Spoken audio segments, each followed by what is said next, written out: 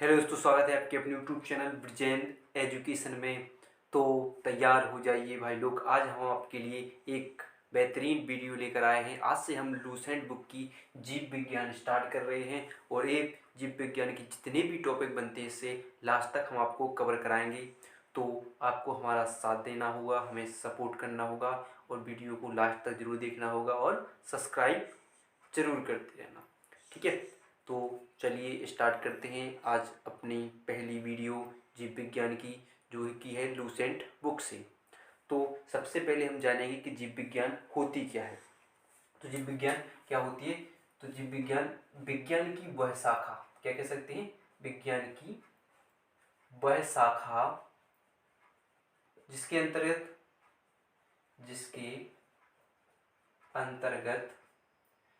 जीवधारियों का अध्ययन किया जाता है। किसका? जीवधारियों का अध्ययन किया जाता है। क्या कहलाती है? जीव विज्ञान कहलाती है। विज्ञान की वह शाखा जिसके अंतर्गत जीवधारियों का अध्ययन किया जाता है, क्या कहलाती है? जीव विज्ञान कहलाती है। जीव विज्ञान यानी जीव विज्ञान का नाम, यानी कह सकते हैं जीव विज्ञान क्या कहते हैं? बायोलॉजी, ठीक है। क्या बोलते हैं इंग्लिश में? क्या बोलते हैं इसे? बायोलॉजी बोलते हैं। क्या बोलते हैं? बायोलॉजी, जिसमें बायो का मतलब, बायो का अर्थ क्या होता है? बायो का अर्थ होता है जीवन। बायो का अर्थ क्या होता है? जीवन। और लोगोस, यानी लोगोस का अर्थ होता है, अध्ययन। क्या होता है? अध्ययन, यानी कह सकते हैं जीवन का अध्ययन। क्या होता है? जीवन का अध्ययन बायोलॉजी कहलाता है। जीवन का अध्ययन क्या कहलाता है? बायोलॉजी कहलाता है। अब देखते हैं बायोलॉजी शब्द का प्रयोग में कौन सा बनता है कि बायोलॉजी यानी जीव विज्ञान शब्द का प्रयोग कह सकते हैं। क्या कह सकते हैं? जीव विज्ञान शब्द का प्रयोग। जीव विज्ञान शब्द का प्रयोग सर्वप्रथम किसने किया? तो फ्रांस के वैज्ञानिक लेमार्क। किसने? लेमार्क, जो कहाँ के थे? फ्रांस के।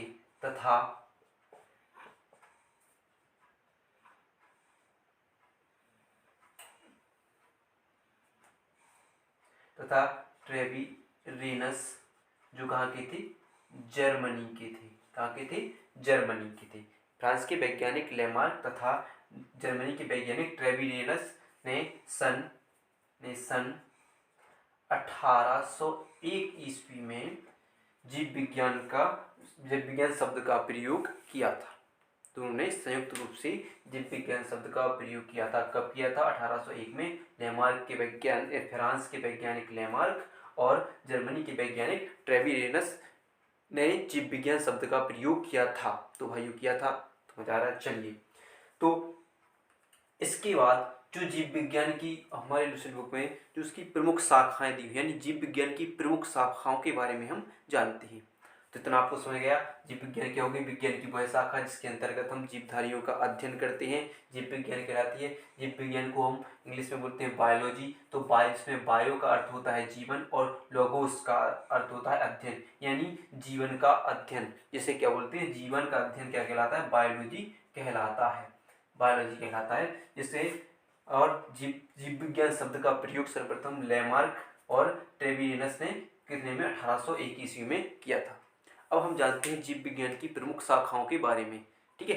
तो चलिए इसको साफ करते हैं। अगर आपको मजा आ रहा हो तो जल्दी से लाइक कर दीजिए और सब्सक्राइब कर दीजिए। इसको साफ करते हैं और देखते हैं जीव विज्ञान की प्रमुख शाखाएं। चलिए तो भाई लोग, अब देखते हैं हम जीव विज्ञान की कुछ शाखाओं के बारे में, ठीक है, जानते हैं। तो चलते हैं भाई लोग, जानते हैं, मज़ा आएगा। तो देखते हैं, पहला है एपीकल्चर। पहला क्या है? एपीकल्चर मधुमक्खी। एपीकल्चर मधुमक्खी। एपी मधु क्या कहेंगे? एपी मधु। एपी से एपीकल्चर में मधुमक्खी पालन। एपीकल्चर में मधुमक्खी पालन का अध्ययन। एपीकल्चर में क्या करेंगे? मधुमक्खी का पालन करेंगे। सेरीकल्चर सेरिकल में रेशम, सेरिकल्चर में रेशम, सेरिकल्चर से रेशम कीट का पालन करेंगे, सेरिकल्चर में रेशम कीट का पालन करेंगे। सेरिकल्चर किसके अंतर्गत आता है? तो सेरिकल्चर किसके साथ? रेशम कीट का अध्ययन किया जाता है, रेशम कीट पालन का अध्ययन किया जाता है। पिसीकल्चर, पिसीकल्चर मत्स्य पालन का अध्ययन, पिसीकल्चर किसके अंतर्गत आता है? मत्स्य पालन, पिसीकल्चर मत्स्य,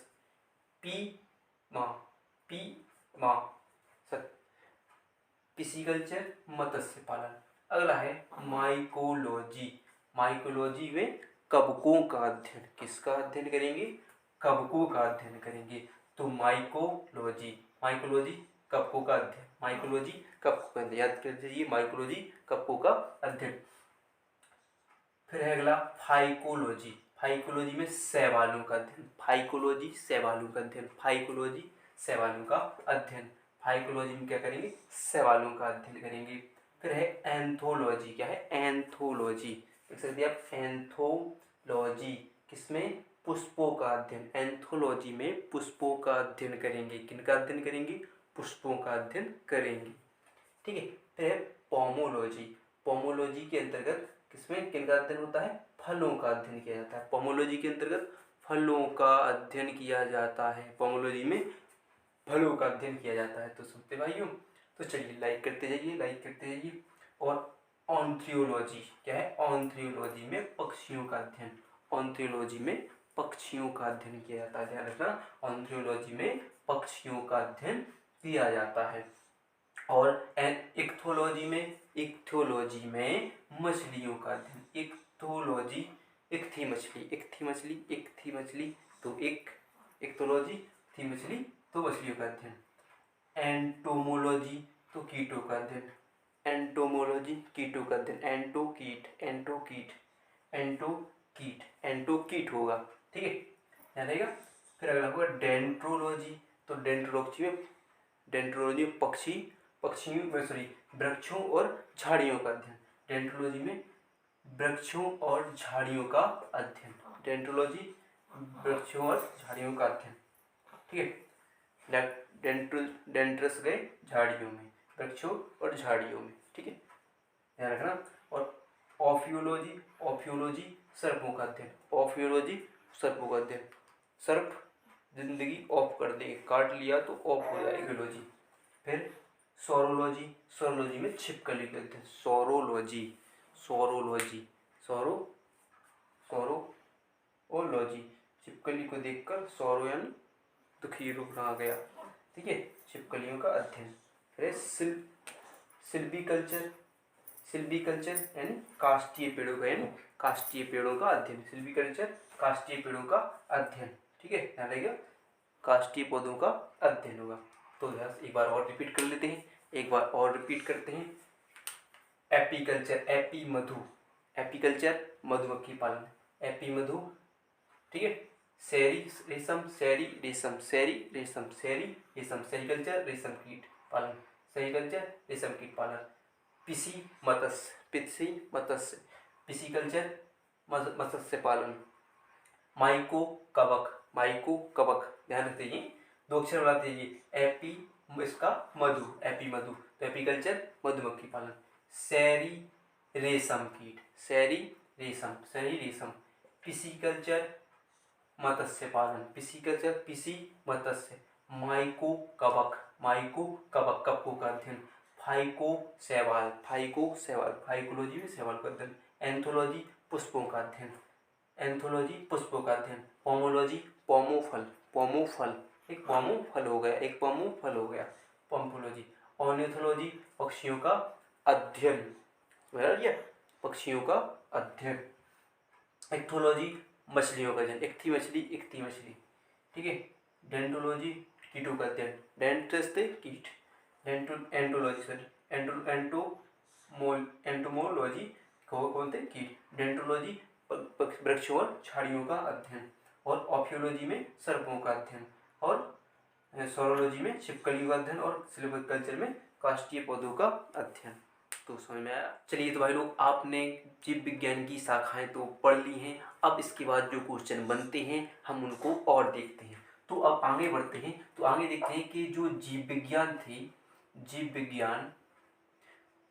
विज्ञान की एक क्रमबद्ध ज्ञान का विकास, जो एक क्रमबद्ध ज्ञान का विकास किसके काल में हुआ?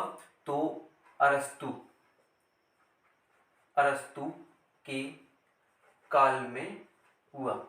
किसके काल में हुआ था? जीव विज्ञान का एक क्रमबद्ध ज्ञान के रूप में विकास किसके काल में हुआ था? तो अरस्तु के काल में हुआ था। इसका काल था 384 से 322 बीसी था।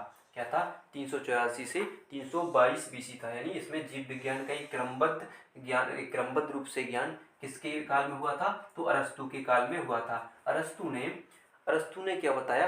अरस्तु ने पौधों एवं जंतुओं के जीवन पर अपने विचार प्रस्तुत किए, यानी अनेक विचार प्रकट किए थे। किसने? अरस्तु ने प्रकट किए थे। तो क्या हुआ कि जीव विज्ञान के क्रमबद्ध ज्ञान का विकास किसके काल में हुआ था? तो अरस्तु के काल में हुआ था। अरस्तु ने पौधे एवं जंतुओं के जीवन में अनेक विचार प्रकट किए तथा अरस्तु को जीव विज्ञान का जनक माना जाता है। अरस्तु को क्या माना जाता है? अरस्तु। सबसे इंपॉर्टेंट क्वेश्चन रहेगा, भाई लोग ध्यान रखना, अरस्तु को जीव विज्ञान का क्या माना जाता है? जनक माना जाता है। जनक माना जाता है, यानी फादर ऑफ बायोलॉजी। क्या कहा जाता है? फादर ऑफ बायोलॉजी कहा जाता है। Father of biology. अरस्तु को जीव विज्ञान का जनक कहा जाता है, यानी फादर ऑफ बायोलॉजी। तथा इसे जंतु विज्ञान का जनक भी कहा जाता है। जंतु विज्ञान का जनक भी कहा जाता है। जंतु विज्ञान का जनक भी कहा जाता है। जंतु विज्ञान का जनक भी कहा जाता है। यानी कह सकते हैं father of zoology. Father of zoology भी कहा जाता है। किसे? अरस्तु को। ध्यान रखिए, तो इंपॉर्टेंट क्वेश्चन है। यानी अगर क्वेश्चन बने जीव विज्ञान का क्रमबद्ध रूप से ज्ञान किस काल में हुआ था? तो अरस्तु के काल में हुआ था। तो उन्होंने किन पर मत अपने प्रस्तुत किए थे? तो अरस्तु ने पौधों एवं जंतुओं के जीवन पर अपने मत प्रस्तुत किए। ध्यान रखना, क्वेश्चन पौधों एवं जंतुओं के बीच अपने मत प्रस्तुत किए, उनके बारे में, जीवन के बारे में मत प्रस्तुत किए। और अरस्तु को जीव विज्ञान का जनक माना जाता है, यानी अरस्तु को जीव विज्ञान का पिता कहा जाता है, यानी फादर ऑफ बायोलॉजी कहा जाता है। तथा जंतु विज्ञान का भी इसे जनक माना जाता है, यानी फादर ऑफ जूलॉजी कहा जाता है। याद रहेगा। तो चलिए, जो जीवधारियों का वर्गीकरण किया गया था उसके बारे में जानते हैं। जीवधारियों के वर्गीकरण के बारे में जानते हैं। तो मज़ा आ रहा हो तो वीडियो को लाइक जरूर कीजिएगा और शेयर ज़्यादा से ज़्यादा कर दीजिएगा। तो चलिए, अब हम देखते हैं जो जीव विज्ञान जो वर्गीकरण किया गया था जीवों को, तो जीवधारियों का वर्गीकरण, उसके बारे में हम जानते हैं। तो याद रहेगा कि जीव विज्ञान का जनक किसे कहा जाता है? तो किसे कहा जाता है? अरस्तु। जीवधारियों का वर्गीकरण क्या देखते हैं? जीवधारियों का वर्गीकरण क्या हुआ? जीवधारियों का वर्गीकरण। तो अरस्तु ने जीवधारियों को दो वर्गों में बांटा, यानी दो समूह में बांटा। किसी में? अरस्तु ने जीवधारियों को दो भागों में बांटा। किसने में? दो समूह में बांटा। पहला समूह जंतु समूह तथा दूसरा वनस्पति समूह। तो अरस्तु ने जीवधारियों को दो भागों में विभाजित किया। पहला समूह हो गया जंतु समूह और दूसरा वनस्पति समूह। तो क्वेश्चन आएगा कि जीवधारियों का विभाजन कितने भागों में किया गया? तो दो भागों में, जंतु समूह और वनस्पति समूह। किसने किया? अरस्तु ने किया। अगर आधुनिक वर्गीकी का पिता कहा जाए तो लीनियस को क्वेश्चन बने कि आधुनिक वर्गीकी का पिता कहा जाता है, किसे कहा जाता है? तो लीनियस को आधुनिक वर्गीकरण आधुनिक वर्गीकरण का पिता कहा जाता है। किसे? लिनियस को आधुनिक वर्गीकरण का पिता कहा जाता है, यानी इस फादर ऑफ मॉडर्न टेक्सोनॉमी। ठीक है, क्या कहते हैं? Father of modern taxonomy. तो लिनियस को क्या कहा जाता है? लिनियस को आधुनिक वर्गीकरण का पिता कहा जाता है। और जीवधारियों को कितने वर्गों में बांटा गया? जंतु समूह और वनस्पति समूह। यह काम किसने किया? अनेक काम करने वाले अरस्तु थे। और लिनियस को आधुनिक वर्गीकरण का पिता कहा जाता है। लिनियस की पुस्तक, इनकी पुस्तक, लिनियस की पुस्तक कौन थी? सिस्टम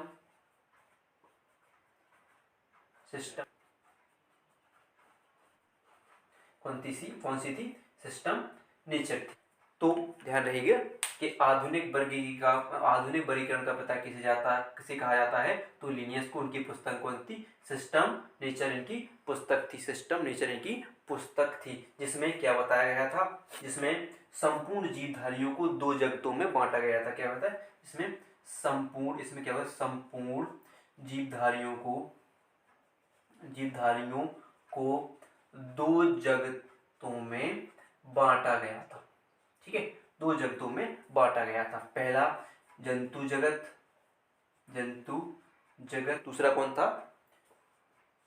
पादप जगत में विभाजित किया गया। जंतु जगत और पादप जगत में विभाजित किया गया था। तो कौन सी पुस्तक थी? सिस्टम नेचर, जिसमें क्या बताया गया था कि संपूर्ण जीवधारी कितने भागों में बटे हैं? 2 जगतों में बांटे गए हैं। पहला जंतु जगत और पादप जगत में विभाजित किया। तो चलिए, इतना हो गया। अब हम अगला देखते हैं, जो जीवधारियों के 5 जगत का वर्णन किया गया था, यानी 5 जगत का वर्गीकरण किया गया था, उसके बारे में हम जानेंगे। तो यह ध्यान हो गया कि अरस्तु ने जीवधारियों को कितने भागों में बांटा गया था? जंतु समूह और वनस्पति समूह, यानी 2 भागों में बांटा गया था। आधुनिक वर्गीकरण का पिता किसे कहा जाता है? तो लिनियस को कहा जाता है। लिनियस की पुस्तक है सिस्टम नेचर, जिसमें संपूर्ण जीवधारियों को कितने जगतों में बांटा गया? 2 जगत, जंतु जगत और पादप जगत। क्वेश्चन बनता है कि जंतु जगत और पादप जगत में बांटने वाले कौन थे? तो जीवधारियों को बांटने वाले कौन थे? लिनियस थे। तो चलिए, अब देखते हैं हम जो 5 जगत का वर्गीकरण था उसके बारे में हम जानते हैं। तो चलिए, इसको हम साफ करते हैं।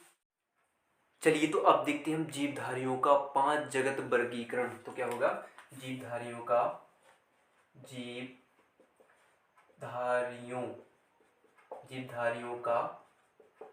5 जगत वर्गीकरण।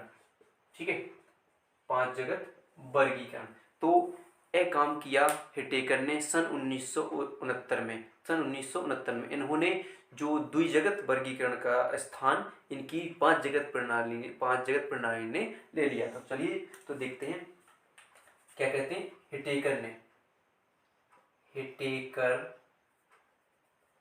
हिटेकर ने सन 1969 में, कब? 1969 में 5 जगत प्रणाली का अध्ययन किया। 5 जगत प्रणाली का अध्ययन किया। ठीक है, क्वेश्चन बनाते जाइए, लिखते जाइए भाई लोग, लिखते जाइए। 5 जगत प्रणाली का अध्ययन किया। हिटेकर ने सन 1969 में 5 जगत प्रणाली का अध्ययन किया।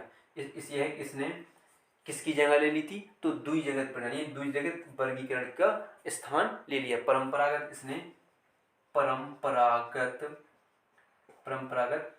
द्विजगत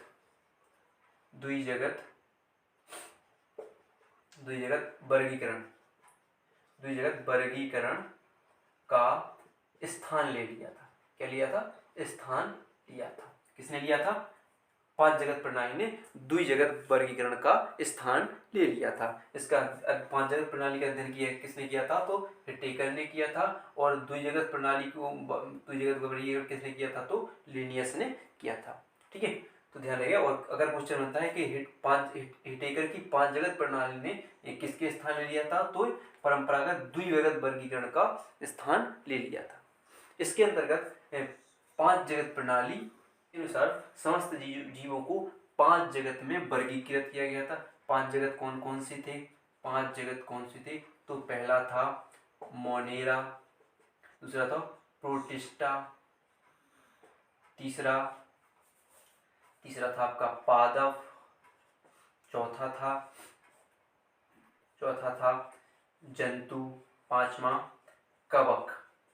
ठीक है, कवक। इन 5 जगतों में किसको बांटा गया? 5 जगत प्रणाली के अंतर्गत इनका अध्ययन किया गया, यानी मोनेरा, प्रोटिस्टा, पादप, प्लांट एनिमल्स,